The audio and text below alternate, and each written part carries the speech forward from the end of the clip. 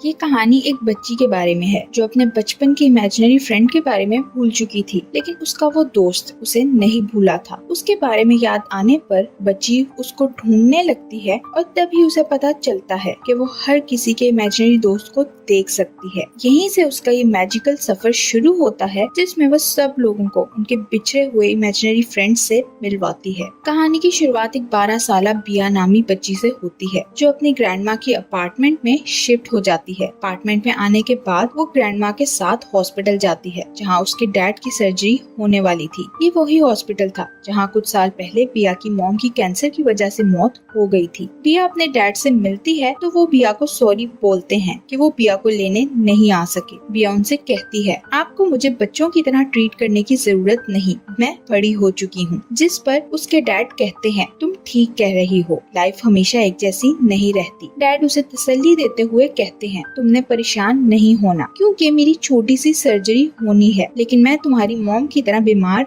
नहीं हूँ। डैड उसे कहते हैं, तुम यहाँ हॉस्पिटल में नहीं रहोगी, बल्कि घर जाकर मजे करोगी, मैं भी जल्दी ठीक होकर आ जाऊंगा। तो बिया उनकी बात मानकर चली जाती है। रात को बिया घर जाती है तो उसे अपनी मॉम का एक कैम रिकॉर्डर मिलता है, जिसका चार्जर नहीं था, इसलिए बिया उसका चार्जर लेने के लिए एक शॉप पर जाती है। जब वो चार्जर लेकर वापस आती है तो उसे एक क्रिएचर नजर आता है, जो अपार्टमेंट वाली बिल्डिंग तक उसका पीछा करता है। बिया जैसे ही उस क्रिएचर को देखती है तो उसका पीछा करने लगती है, लेकिन वो क्रिएचर एक अपार्टमेंट में जाकर छुप जाती है, इसलिए बिया भी वापस ग्रैंडमा के अपार्टमेंट चली जाती है। अगली रात बिया अपार्टमेंट में बैठी अपनी मॉम का कैम रिकॉर्डर देख रही थी, तो उसे उसमें अपनी मॉम और अपनी डांस वाली वीडियो नजर आती है। तभी उसे बाहर से शोर की आवाज सुनाई देती है। वो बाहर जाती है तो उसे वही क्रिएचर नजर आता है जो उसका पीछा कर रहा था। वो क्रिएचर एक कॉल नामी आदमी के साथ बाहर जा रहा था, तो बिया उनका पीछा करती है। कॉल एक घर की विंडो से घर के अंदर जाता है, जहाँ वो एक बड़ी सी क्रिएचर से मिलता है, जिसका नाम ब्लू था। कुछ देर बाद कॉल विंडो से बाहर आता है तो उसके साथ आई हुई क्रिएचर अचानक बिया के सामने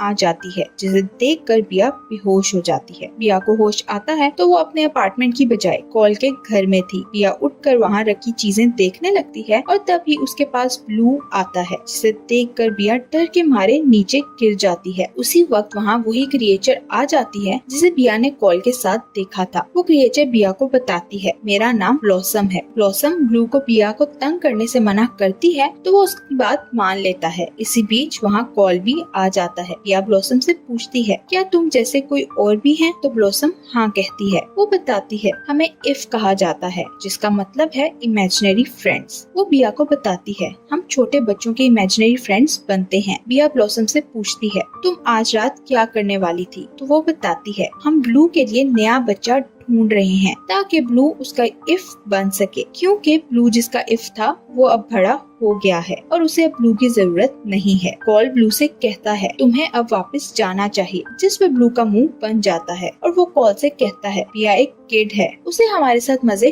करने दो। उनकी बात सुनकर बिया को अच्छा नहीं लगता, क्योंकि वो खुद को बड़ा समझने लगी थी, इसलिए वो कहती है, मैं किड नहीं हूँ, और वहाँ से चली जाती है। अगले दिन बिया अपने डैड से मिलने हॉस्पिटल जाती है, जहाँ उसे ब्लू नजर आता है। बिया उससे पूछती है, तुम यहाँ क्या कर रहे हो? तो ब्लू उसे जवाब देने की बजाय उल्टा उससे पूछता है, तुम यहाँ क्या कर रही हो? बिया उसे बताती है, मैं अपने डैड से मिलने आई हूँ। बिया उसे कहती है, दूसरे लोग तुम्हें नहीं देख सकते, इसलिए मुझे तुमसे बातें करता देखकर सब मुझे पागल समझेंगे। बिया ब्लू को लेकर कॉल के अपार्टमेंट में जाती है और उसे कहती है, मैं ये सारा ड्रामा अब खत्म करना चाहती हूँ। तो ब्लू का मुंह लटक जाता है। ब्लॉसम बिया से कहती है, हम सिर्फ ये चाहते हैं तुम नए बच्चे ढूंढने में हमारी मदद करो, ताकि हम फिर से किसी के इफ बन सकें, क्योंकि पहले हम जिनके इफ थे वो अब बड़े हो चुके हैं और हमें हमारी जिंदगी बेमायने लगती है। बिया कॉल से कहती है, अगर मैं तुम्हारी मदद करूं तो क्या सब कुछ नॉर्मल हो जाएगा? जिस पर कॉल कहता है, जैसे तुम चाहती हो वैसे कुछ नॉर्मल नहीं होगा। बिया को वहाँ एक मेमोरी लेन की बुक नजर आती है, जिसमें मुख्तलिफ इफ्स के बारे में इंफॉर्मेशन लिखी थी। बिया बुक पढ़ने के बाद कॉल से कहती है, मैं तुम्हारी मदद करने के लिए तैयार हूँ। अगले दिन पिया कॉल के साथ मेमोरी लेन जाती है, जहाँ वो बहुत सारे इफ्स को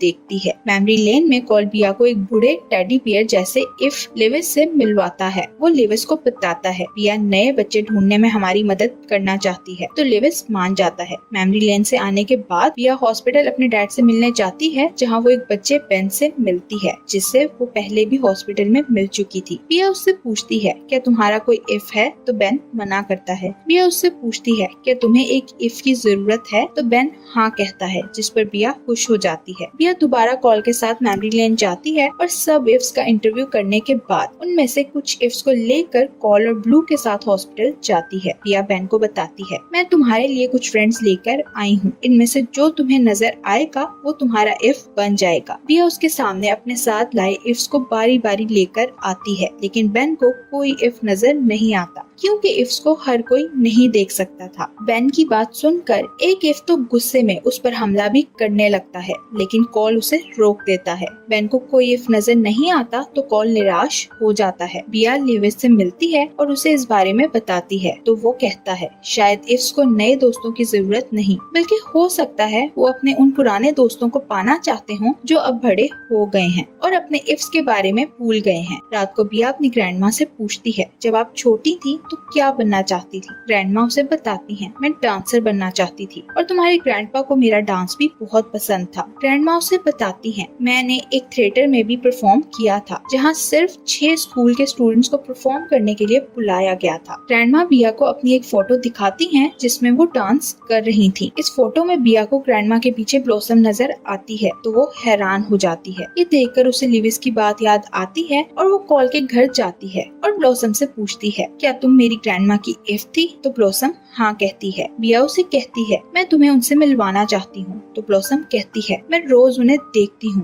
उनके साथ साथ रहती हूँ, लेकिन मैं उन्हें कभी नजर नहीं आती। कॉल बिया से कहता है अगर तुम्हारी ग्रैंडमा को कुछ याद नहीं तो तुम कुछ भी नहीं कर सकती, लेकिन बिया हार नहीं मानती और ब्लॉसम के साथ अपनी ग्रैंडमा के अपार्टमेंट में जाती है। वो ग्रैंडमा का पसंदीदा म्यूजिक चलाकर खुद ब्लॉसम के साथ सोफे के पीछे छुप जाती है। म्यूजिक की आवाज सुनकर ग्रैंडमा वहाँ आती हैं और बिया को आवाज देती हैं, लेकिन बिया उन्हें कोई जवाब नहीं देती, तो ग्रैंडमा म्यूजिक पर डांस करने लगती हैं। ग्रैंडमा को डांस करता देखकर ब्लॉसम भी उनके साथ डांस करना शुरू कर देती है, तो ग्रैंडमा को ब्लॉसम के बारे में याद आने लगता है। ये देखकर बिया की हिम्मत बहुत बढ़ जाती है और अब वो ग्रैंडमा को ब्लॉसम के बारे में याद करवाने के बाद ब्लू के दोस्त जेरेमी को ढूंढती है। बिया कॉलर ब्लू के साथ ब्लू के दोस्त जेरेमी के पीछे जाती है और उसके सामने वो स्नैक्स खाती है जो बचपन में वो ब्लू के साथ खाता था। उसे ये स्नैक्स खाता देखकर जेरेमी को ब्लू की याद आने लगती है, जिस पर ब्लू खुश हो जाता है। रात को पिया घर जाती है तो उसे ग्रैंडमा बताती है तुम्हारे डैड की हालत ठीक नहीं, इसलिए हमें हॉस्पिटल जाना होगा। उनकी बात सुनकर बिया कॉल के पास जाती है और उसे कहती है मैं अभी अपने डैड को गुड बाय नहीं कहना चाहती,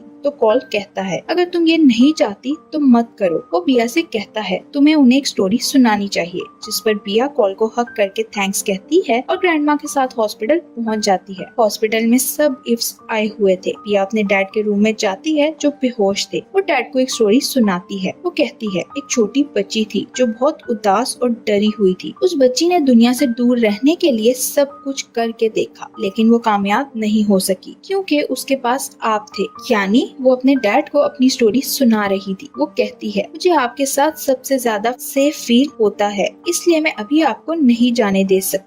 मैं अभी छोटी बच्ची हूँ और मुझे आपकी जरूरत है। ये स्टोरी सुनाकर बिया रोने लगती है और तभी उसके डैड को होश आ जाता है। वो बिया से कहते हैं स्टोरी बहुत अच्छी है, लेकिन फिर आगे क्या हुआ। डैड को होश आता देखकर बिया खुशी से उन्हें हग कर लेती है। हॉस्पिटल से वापस आकर बिया कॉल को थैंक्स करने के लिए उसके अपार्टमेंट का दरवाजा बजाती है, लेकिन कोई दरवाजा नहीं खुलता। तभी एक बूढ़ी औरत उसे आकर बताती है ये किसी का अपार्टमेंट नहीं बल्कि ये तो स्टोरेज रूम है। ये सुनकर बिया निराश हो जाती है। बिया के डैड हॉस्पिटल से ठीक होकर आ गए थे, इसलिए अब बिया डैड के साथ वापस जा रही थी। कार में अपना सामान रखने के बाद उसे अपनी एक पेंटिंग मिलती है जो उसने बचपन में बनाई थी। इस पेंटिंग में उसने अपने मॉम डैड और खुद के अलावा कॉल को भी पेंट किया था। ये देखकर बिया समझ जाती है कॉल ही उसका बचपन का इफ था। पेंटिंग लेकर बिया फिर से उसी अपार्टमेंट में जाती है जहाँ उसे कॉल मिला था। वो कॉल से बातें करने लगती है और उसे सॉरी करते हुए कहती है तुम्हें शायद ये लग रहा होगा कि मुझे मुझे अब तुम्हारी जरूरत नहीं क्योंकि मैं बड़ी हो गई हूँ। वो कहती है मुझे बड़े होने के बाद तुम्हारी ज्यादा जरूरत है। फिर बिया अपनी आंखें बंद करके कुछ देर बाद खोलती है तो उसके सामने कॉल बाकी सारे इफ्स के साथ नजर आता है। कॉल को देखते ही बिया उसे हक कर लेती है और फिर वो अपने डैड के साथ वहाँ से चली जाती है। ग्रैंडपा उनको गुड बाय कहती हैं और उन्हें अपने साथ खड़ी ब्लॉसम नजर आती है, जिसे देखकर वो कहती हैं अब हमें भी अंदर चलना चाहिए, जो सुनकर ब्लॉसम खुश हो जाती है क्योंकि ग्रैंडमा अब उसे देख सकती थी। अगले सीन में हम देखते हैं कॉल ने सब इफ्स को उनके पुराने दोस्तों से मिलवाना शुरू कर दिया था जो अब बड़े